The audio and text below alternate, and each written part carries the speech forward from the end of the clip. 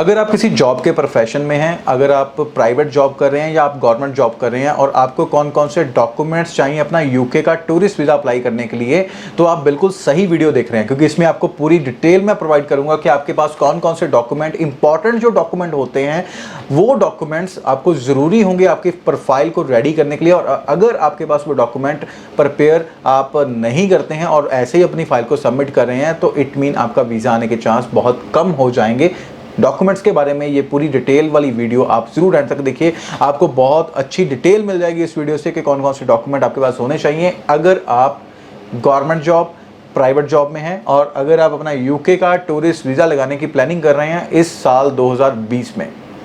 तो welcome guys, welcome back to my channel. You are watching visa9.com। It's my official channel और मैं हूं अमन अरोड़ा। आपको मैं नॉलेज देने वाला हूं डॉक्यूमेंट्स की डिटेल के बारे में कि आपके पास एज पर यूके की गवर्नमेंट की चेकलिस्ट के अकॉर्डिंगली आपके पास कौन कौन से डॉक्यूमेंट होने ज़रूरी हैं अगर आप अपनी प्रोफाइल को यूके हाई कमीशन में सबमिट करते हैं होटल बुकिंग पे या स्पॉन्सरशिप पे अपने प्राइवेट जॉब और गवर्नमेंट जॉब वाले प्रोफेशन के साथ। तो चलिए स्टार्ट करते हैं, आपको बताते हैं कौन कौन से डॉक्यूमेंट ज़रूरी होते हैं।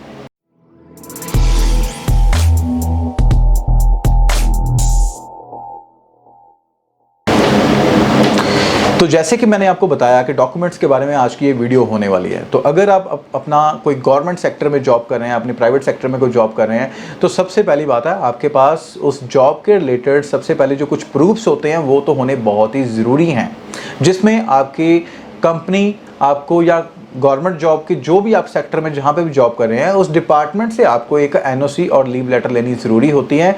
और इसके साथ साथ अगर आप अपने उस डिपार्टमेंट से जो है अपनी एनओसी और लीव लेटर नहीं लेते हैं तो आपको एक सेल्फ डिक्लेरेशन उसके साथ अटैच करनी बहुत ज़रूरी होती है, जिसमें आपको बताना होता है कि आप अपनी प्रोफाइल को जो है एनओसी और लीव लेटर के बिना क्यों सबमिट कर रहे हैं। इसके बाद अगर बात करते हैं, सैलरी स्लिप्स आपके पास होनी बहुत ज़रूरी है और सैलरी आपके अकाउंट में अगर आ रही है तो बहुत बढ़िया है। गवर्नमेंट जॉब के प्रोफेशन वाले लोगों के तो डेफिनेटली अकाउंट में सैलरी डिपॉजिट होती है, लेकिन कुछ प्राइवेट सेक्टर्स में कुछ पर्सन होते हैं जिनकी सैलरी जो है वो अकाउंट में डिपॉजिट नहीं होती। और अगर उनकी सैलरी अकाउंट में डिपॉजिट नहीं हो रही है, उनका कोई नेगेटिव पॉइंट तो मैं ये नहीं बोलूँगा, लेकिन अगर बात करते हैं कि कैश सैलरी से और एक अकाउंट की सैलरी से अगर मैं उसको आपस में कंपैरिजन करता हूं तो डेफिनेटली कुछ ना कुछ बैड इफेक्ट इसका ज़रूर होता है अगर आपकी कंपनी आपके अकाउंट में सैलरी नहीं डाल रही है। तो अगर आपके पास salary slips last 5 to 6 months की हैं तो आप अपनी प्रोफाइल के साथ उसको अटैच ज़रूर कीजिए। एनओसी लेटर अगर आपके पास आपकी कंपनी प्रोवाइड कर रही है तो आप अपनी प्रोफाइल के साथ लीव लेटर या एनओसी लेटर या सेल्फ डिक्लेरेशन ज़रूर लगाइए, ताजो वीज़ा ऑफिसर को आपकी इस डिटेल के बारे में पता चल सके कि आप कौन से प्रोफेशन में हैं, कितनी आप सैलरी ले रहे हैं, वो आपकी सैलरी स्लिप से वो फाइंड आउट ईजिली कर लेगा। इसके बाद आपका जॉब का आईडी प्रूफ, अगर आपकी कंपनी ने आपको आईडी प्रूफ प्रोवाइड किया हुआ है तो आपने आईडी प्रूफ भी अपना ज़रूर अटैच करना है अपनी प्रोफाइल के साथ। इसके बाद आप अपना अपॉइंटमेंट लेटर भी लगा सकते हैं, जिसमें आपकी अपॉइंटमेंट की डिटेल होगी कि आप कब से आपने जॉब को ज्वाइन किया है, कब तक आप जॉब करने वाले हैं। खासकर गवर्नमेंट जॉब वाले प्रोफेशंस के लोग जो होते हैं उनके पास ये डिटेल्स होती हैं। अगर मैं बात करूं प्राइवेट सेक्टर वाले पर्सन की, तो भाई जॉब का तो पता नहीं होता, आज चल रही है कल नहीं चल रही, डिपेंड आप पे करता है, आपकी कंपनी पे करता है। सो जब तक भी आप जॉब कर रहे हैं, जॉब आप रनिंग में हैं, तो डेफिनेटली ये डॉक्यूमेंट तो आपको लेने ज़रूरी होंगे। NOC letter, leave letter, self declaration form, salary slips, ID card और बेसिकली आपकी सैलरी के अकाउंट की स्टेटमेंट अगर सैलरी बाय अकाउंट आ रही है।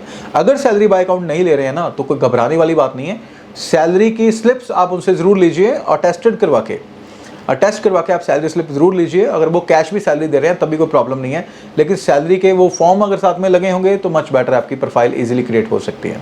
इसके बाद हम बात करते हैं कि आगे वाले जो डॉक्यूमेंट होंगे कंपनी के रिलेटेड, अगर आपका पीएफ कट रहा है, प्रोविडेंट फंड, अगर आपकी कंपनी आपको पीएफ अकाउंट आपका दे रही है, पीएफ आपका डिडक्ट हो रहा है आपकी मेन सैलरी में से, तो पीएफ की लेटेस्ट स्टेटमेंट भी आप इसके साथ में ज़रूर अटैच कर सकते हैं।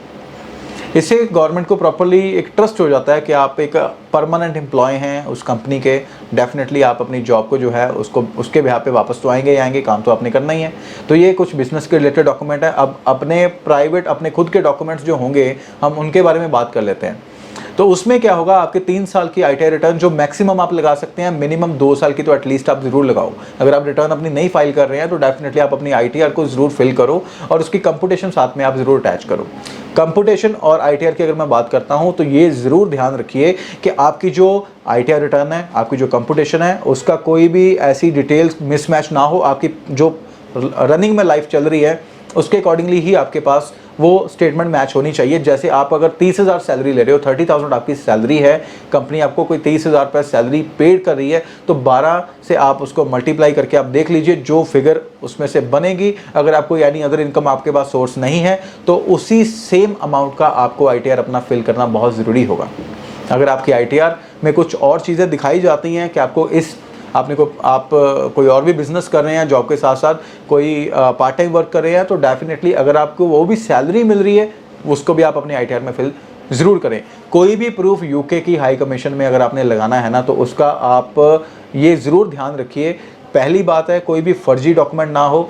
दूसरी बात है जो डॉक्यूमेंट हो वो आपका वेरीफाइड हो। जो भी आप डॉक्यूमेंट लगा रहे हैं वो बिल्कुल ये ना हो कि उसमें कोई भी अनगली ऐसी बरती जाए आपकी तरफ से या आपके उस डॉक्यूमेंट देने वाली कंपनी की तरफ से कि वो कल को उसको वेरीफाई ना कर पाए। ये आपकी प्रोफाइल के लिए बहुत नेगेटिव चीज़ हो सकती है। तीसरी चीज़ बात करते हैं, पैन कार्ड आपने साथ में लगाना है। इसके अलावा आप अपने पर्सनल बैंक अकाउंट की स्टेटमेंट अलग से लगा सकते हैं। अगर आपका सैलरी अकाउंट बिल्कुल डिफरेंट है, पर्सनल अकाउंट आपका बिल्कुल डिफरेंट है, तो आप अपने पर्सनल अकाउंट की बैंक की 6 मंथ की स्टेटमेंट UK के लिए विद बैंक कंफर्मेशन सर्टिफिकेट जो होता है उनको हम बैंक बैलेंस सर्टिफिकेट भी बोलते हैं, ये भी आपने अपनी प्रोफाइल के साथ ज़रूर अटैच करना है। बैंकिंग से रिलेटेड ये चीज़ मैं आपको जो डिटेल प्रोवाइड कर रहा हूँ उसमें आपकी एक बैंकिंग की खास एक चीज़ मैं आपको बताता हूँ कि मिनिमम बैंकिंग कितनी चाहिए। बहुत सारे लोग पूछते हैं कि बैंकिंग कितनी होनी चाहिए। तो बैंकिंग देखिए, जो आपका ट्रिप आपने जहाँ पे घूमने के लिए जाना है या कोई आपको स्पॉन्सर करा, आप एज अ विजिटर जा रहे हो, अपने ट्रिप के ऊपर जो भी खर्चा आ रहा है पहले आप उसको देखो कितना खर्चा है, उससे डबल पैसे आपने ज़रूर शो करने हैं। अगर 3 गुना है तो तब तो बहुत बढ़िया बात है, लेकिन अगर 2 गुना ज़्यादा भी हों पैसे तो तब भी आपकी प्रोफाइल इजीली सबमिट हो सकती है। कोई प्रॉब्लम वाली बात इसमें नहीं होगी। एम्बेसी तो फाइल सबमिट कर लेगी, चाहे आपके अकाउंट में 10,000 रुपये भी क्यों ना हो, तब भी एम्बेसी आपकी फाइल सबमिट कर लेंगी। वो मना नहीं करेंगे, उनकी एम्बेसी विजिट जारी है।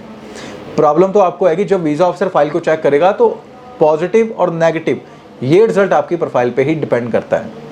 इसके बाद अगर मैं बात करूं आपसे कि आप अपने फैमिली के डॉक्यूमेंट्स पे एज अ सपोर्ट के डॉक्यूमेंट भी ले सकते हैं। अगर आपके पेरेंट्स के पास भी बैंकिंग अच्छी है, आपके मदर के पास, फादर के पास, अगर आप मैरिड है, वाइफ के पास है, बच्चों के नाम पे अगर आपने कुछ पॉलिसीज कराई हुई हैं, आप सिंगल ट्रैवल करना चाहते हैं, तो सबके डॉक्यूमेंट आप अपनी प्रोफाइल में अटैच कर सकते हैं विद NOC लेटर के साथ। NOC आपने अपनी फैमिली से लेनी है कि उनको कोई ऑब्जेक्शन नहीं है बिल्कुल भी। अगर आप अपना UK का टूरिस्ट वीज़ा अप्लाई कर रहे हैं और आपने उनके डॉक्यूमेंट को एज अ सबमिट करना है आपकी केयर के लिए कि आपके पास पैसे आप उनके यूज़ कर सकते हैं, आपके पास प्रॉपर एक उसका ऑथराइजेशन सर्टिफिकेट है, उसको हम NOC भी बोलते हैं, no objection certificate from parents, वो आपने ज़रूर लेना है। इसके अलावा बाकी बात करते हैं कि आपकी पुरानी जो लाइफ है 5 साल की, उसमें आपने जो जो किया है काम, किसी और कंपनी में वर्क किया है या कुछ भी नहीं किया हुआ, या कहीं पे ट्रैवल किया है, ट्रैवल नहीं किया, वीज़ा लगा है, वीज़ा नहीं लगा, आपने अप्लाई किया था, वीज़ा नहीं आपका आया, वट कोई भी डिटेल है, अपने लास्ट 5 साल की हिस्ट्री आपने UK में ज़रूर देनी ही देनी है। अगर आप 5 साल की हिस्ट्री अपनी नहीं देते हैं तो डेफिनेटली मैं आपको वही बात बोल रहा हूँ कि फिर नेगेटिव पॉइंट आपके ज़्यादा बनते जाएंगे, पॉजिटिव पॉइंट कम होते जाएंगे। हमें पॉजिटिव पॉइंट ज़्यादा चाहिए तभी तो वीज़ा आएगा। ऐसे तो है नहीं कि आपको नेगेटिव पॉइंट के साथ वीज़ा ले लेंगे। किस्मत भी साथ ज़रूर देती है, लेकिन डॉक्यूमेंट के साथ देती है। ऐसे नहीं है कि बिना डॉक्यूमेंट के आपका वीज़ा आ जाएगा। डॉक्यूमेंट्स अच्छे होने चाहिए, आपकी प्रोफाइल अच्छी होनी चाहिए, तभी वीज़ा ग्रांट होगा। वीज़ा ऑफिसर को वो जस्टिफाई कर पाएगा ना कि आपने क्यों वापस आना है। ठीक है, ये 3-4 चीज़ें बहुत इंपॉर्टेंट है। इसके अलावा आप प्रॉपर्टी वैल्यूएशन रिपोर्ट लगा सकते हैं अपनी फाइल के साथ। आपके नाम पे है, वाइफ के नाम पे है, बच्चों के नाम पे है, पेरेंट्स के नाम पे है, तो आप उनको अपने एज अपने बिहाफ ऑफ आप दिखा के अपने नाम पे आप उसको सर्टिफाइड करवा सकते हैं, कोई प्रॉब्लम नहीं है। आप उनकी प्रॉपर्टी वैल्यूएशन को अपने नाम पे आप वेरीफाई करवा के आर्किटेक्ट से एक रिपोर्ट बनवा सकते हैं प्रॉपरली। तो उसको आपको रिपोर्ट को आर्किटेक्ट से बनाना पड़ेगा। तो जैसे मैंने बताया कि कोई FD कराई है, कोई LIC पॉलिसी कराई है, तो उसका भी सरेंडर वैल्यू सर्टिफिकेट आपने साथ में अटैच ज़रूर करना है। जैसे सारी चीज़ें आपकी बन जाएंगी ना, तो एंड पे एक रिपोर्ट बनेगी चार्टर्ड अकाउंटेंट की। CA रिपोर्ट आपने साथ में ज़रूर लगानी है। गोल्ड वैल्यूएशन अगर आप लगाना चाहते हैं तो लगा सकते हैं, वैसे कोई ज़्यादा इतनी बड़ी बात नहीं होती। गोल्ड वैल्यूएशन का सर्टिफिकेट आपको कोई भी ज्वेलरी शॉप वाला दे देगा, लेकिन कोशिश करें कि वेरीफाइड ही हो, ज़्यादा बढ़िया रहेगा, क्योंकि उसकी भी गारंटी होनी चाहिए, कल को एम्बेसी से कॉल आती है तो वो उसको वेरीफाई कर पाए। इसके अलावा कोई भी, मैंने आपको जैसे बता रहा हूँ, कोई भी डॉक्यूमेंट जो भी आपने सबमिट करना है एम्बेसी में, वेरीफाइड होना बहुत ज़रूरी है। इसके अलावा कोई भी आप और डिटेल लेना चाहते हैं, कोई आपके माइंड में कन्फ्यूज़न है फॉर्म को लेके, फाइल को लेके, किसी भी तरह की कोई डिटेल अगर आपने लेनी है, स्क्रीन के ऊपर आपके एक नंबर दिया हुआ है, आप उस नंबर पे कॉल करके, हो सके तो ऑफिस में ज़रूर विजिट कीजिए। आप ऑफिस का एड्रेस भी नीचे स्क्रीन के ऊपर दिया हुआ है, आप अपनी अपॉइंटमेंट फिक्स करके मेरे से यहाँ पे मिल सकते हैं। लेकिन अगर आप फ़ोन पे भी इंक्वायरी लेना चाहते हैं तो कुछ इंक्वायरी आपको फ़ोन पे ज़रूर प्रोवाइड हो सकती है। बाकी सारी डिटेल्स ऑलरेडी मैंने यहाँ पर दे ही दी है, चेकलिस्ट तो आपके लिए बस यही सफिशेंट होगी जो मैंने आपको प्रोवाइड की है। अभी कोई भी माइंड में कन्फ्यूज़न है, किसी तरह से कोई बात करनी चाहते हो आप, डेफिनेटली मोस्ट वेलकम आपका। आप मेरे ऑफिस में आके मेरे से पर्सनली मिल सकते हैं। आप अपनी अपॉइंटमेंट ज़रूर फिक्स कीजिए, क्योंकि अपॉइंटमेंट के बिना मैं किसी से नहीं मिलता हूँ ड्यू टू कोविड-19 की वजह से। मेरे को कोविड-19 नहीं है, लेकिन मैं बात वही कर रहा हूँ, अभी जो एक टाइम चल रहा है ये ठीक नहीं है सबके लिए। अगर आप प्रॉपरली पहले अपॉइंटमेंट लेके मिलेंगे ज़्यादा बेस्ट होगा आपके लिए भी और मेरी हेल्थ के लिए भी। Thank you so much. जल्दी मिलेंगे किसी नेक्स्ट टॉपिक पे, और ऐसी अच्छी वीडियोज़ अगर आप देखना चाहते हैं और भी, तो यूट्यूब चैनल vision9.com का आप ज़रूर सब्सक्राइब कीजिए अगर आप इस वीडियो को यूट्यूब पे देख रहे हैं। अगर आप इस वीडियो को फेसबुक पे देख रहे हैं तो फेसबुक के पेज को आप सब्सक्राइब ज़रूर कर लो, और भी आने वाले टाइम में आपको ऐसी ही वीडियोस देखने के लिए मिलती रहेंगी। पुरानी वीडियोस अगर आप और देखना चाहते हैं, और डॉक्यूमेंट्स के बारे में, फॉर्म कैसे फिल करना है उसके बारे में, तो आप मेरे यूट्यूब चैनल में पुरानी वाली वीडियोस को ज़रूर सर्च कीजिए, उसको देखिए, आपको अच्छी नॉलेज मिलेगी। और अगर आपको वीडियोस अच्छी लगती हैं तो कमेंट ज़रूर किया कीजिए। कमेंट से क्या होता है, मोटिवेशन मिलता है कि आपको क्या नॉलेज मिल रही है मेरी वीडियो से, ताकि मैं और भी वीडियोज़ जो है मैं बना पाऊँ, आपको और ट्रेंड कर पाऊँ अगर आप अपनी फाइल को खुद करना चाहते हैं तो। Thank you so much. अपना प्यार आप ऐसे देते रहिए। Thank you.